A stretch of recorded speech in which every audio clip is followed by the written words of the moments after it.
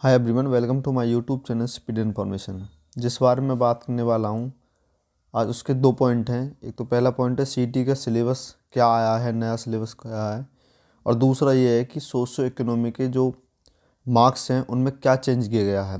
तो सबसे पहले मैं बता देता हूँ सीईटी का नया सिलेबस क्या है। तो सीईटी का जो नया सिलेबस है कुछ इस प्रकार से आया है कि आप पहले जो सिलेबस बताया गया था कि भाई 70% क्या आएगा, मैथ, रीजनिंग, इंडिया जीके, ये सारी, और 30% बताया गया था कि हरियाणा जीके आएगी। हरियाणा जीके बताई थी 30%, मतलब एक तरीके से 30 क्वेश्चन। बट अब इस सिलेबस में चेंज कर दिया गया है। अब ये पेपर 100 मार्क्स का नहीं होके 95 मार्क्स का आया। और इसको क्या किया है इन्होंने, यहाँ तो 70% को तो सेम कर दिया, ये सिलेबस तो सेम रहेगा, math, reasoning, computer, Hindi, English 70% तो आएंगे। बट जो हरियाणा जीके है इसमें कटौती कर दी है, इसको 25% कर दिया है। तो अब आपका 95 मार्क्स का पेपर होगा।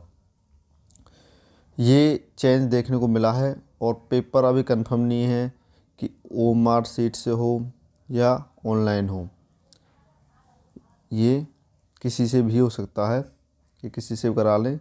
बाकी इसका निर्धारित कर दिया है कि 95 का आपका पेपर होगा। बाकी अब पूछोगा 5 जो बच के हैं, 5 नंबर, उनका ये जो सोशो इकोनॉमी क्राइटेरिया नया लागू किया है उसके मापदंड के अनुसार ये इनको 5 मार्क्स सभी को मिलेंगे। और किस हिसाब से मिलेंगे मैं आपको एक बार बता देता हूँ। इस पेपर की कटिंग जो आज की है, आज में इस पेपर की कटिंग में सिलेबस के बारे में, सीईटी का सिलेबस जो है उसके बारे में बताया गया है, और जो चेंजमेंट हुआ है, जो आपके सोशो इकोनॉमी के मार्क्स हैं उसके बारे में बताया गया है। देखो स्टार्ट इसमें लिखा हरियाणा सरकार का बड़ा फैसला, सरकारी नौकरी के लिए परिवार में सरकारी नौकरी न होने का लाभ अब 1.80 लाख रुपए से कम वालों को मिलेगा। जिनकी सालाना आय 1.80 लाख, मतलब 1,80,000 से कम है, सिर्फ उनको ही अब जो सोशो इकोनॉमी है उसका क्राइटेरिया का लाभ मिलेगा। पर उसके और भी कई कंडीशन है, मैं वो दिखा देता हूँ। सबसे पहले में हम सिलेबस के बारे में पूरा कंप्लीट जान लेते हैं। क्या था सिलेबस, ये रहा आपके सामने, ये सिलेबस है और इसमें ये सारी चीज़ें बताई हुई हैं।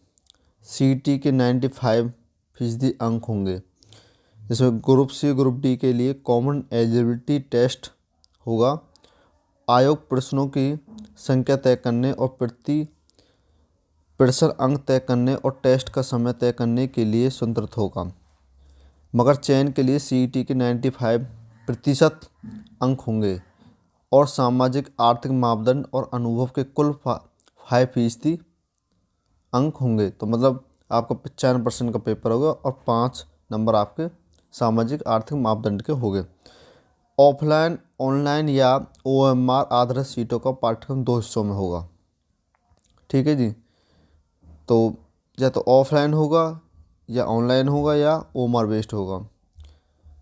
ठीक है, इस हिसाब से बताया। 2 पाठ्यक्रम के बारे में ये है कि या तो पेपर ऑफलाइन ऑनलाइन होगा, और 2 पाठ्यक्रम ये हो गया है कि 75% तो आपका ये सिलेबस कैसे general awareness, reasoning, math, science, computer knowledge, English, Hindi संबंधित विषय की 75% वेटेज होगा। और जबकि हरियाणा के इतिहास, करंट अफेयर, साहित्य, भूगोल, सिविक्स, पर्यावरण, संस्कृति वगैरह की 25% वेटेज होगी। तो मतलब 2 पार्ट ये हैं, 2 हिस्सों को पाठ्यक्रम में बांट दिया गया। और पेपर ऑनलाइन, ऑफलाइन या ओएमआर बेस्ड किसी से भी हो सकता है। तो ये तो आपका सिलेबस हो गया। 95 मार्क्स का तो पेपर होगा, 5 में सोशल इकोनॉमिक, तो ये टोटल 100 नंबर से फिर अभी कट ऑफ लगेगी। ठीक है जी। और अधिकतम 5 मार्क्स ही दिए जा सकते हैं, इसमें लिखा हुआ है। और ये थोड़ा सा और बता देता हूँ, इसमें क्या महत्वपूर्ण जानकारी है। अधिकतम 5% अंक ही मिल सकेंगे, किसी भी अभ्यर्थी को 5 मार्क्स ही मिल सकेंगे। कैसे, किसी भी आवेदक की सामाजिक आर्थिक मापदंड के अधिकतम 5% अंक ही मिलेंगे, चाहे उसे सभी प्रकार के मापदंडों से ज़्यादा अंक बनते हों। तो इस बार फिर 5 मार्क्स ही मिलेंगे। ये अंक हरियाणा सरकार को ग्रुप सी या ग्रुप डी की भर्ती में सिर्फ एक बार मिलेंगे। भाई जो एक बार ये लग गया, जैसे मान से ग्रुप डी में लग गया, तो उसको ग्रुप सी में इसका लाभ नहीं मिल पाएगा, सिर्फ एक बार ही मिल पाएगा। और जो ग्रुप सी में लग गया तो उसको आने वाली भर्ती में मतलब नहीं मिल पाएंगे। तो कहने का मतलब यही है, 5 मार्क्स एक बार ही मिलेंगे। अगर किसी आवेदक का चयन सामाजिक आर्थिक मापदंड के अंक को लेकर या अंक के बगैर हो जाता है तो परिवार के किसी अन्य सदस्य को किसी भी पद के लिए ये लाभ नहीं मिलेगा। अगर कोई व्यक्ति हरियाणा या केंद्र सरकार या निगम बोर्ड से रेगुलर सर्विस से इस्तीफा दे देता है तो उसे या तो उसके परिवार के किसी भी सदस्य को सामाजिक आर्थिक मापदंड का लाभ नहीं मिलेगा। जैसे भाई कोई नौकरी छोड़ के आ गया है या रिटायर हो गया है सर, जो भी है, तो उसका इसमें लाभ नहीं मिलेगा। और बात कर लेते हैं अब सोशो इकोनॉमी के थोड़ी डिटेल से, भाई किस हिसाब से 5 मार्क्स मिल जाएंगे। अब सामाजिक आर्थिक मापदंड के नए प्रस्ताव नियम ये हैं, तो मैं आपको मोटा मोटा सा जल्दी से बता देता हूँ सीधा सीधा क्या है। पर जिसके घर में सरकारी नौकरी नहीं है तो उनको मिलेंगे 2.5 मार्क्स इस बार। अब जो 5 मार्क्स थे वो हटा के अब केवल 2.5 कर दिए केवल। पहले 5 मिलते थे, अब ये न्यू हो गए, इसको ओल्ड रख लो, ठीक है। इस तरीक़ा से अगर कोई विधवा वगैरह है तो ये वाला जो सीन था, इस सीन में भी यही कि 2.5 मार्क्स मिलेंगे, पहले 5 मार्क्स मिलते थे। अगर कोई टोपरा जनजाति संबंध रखता उसको भी 2.5 मार्क्स मिलेंगे, पिछली बार 5 मिलते थे।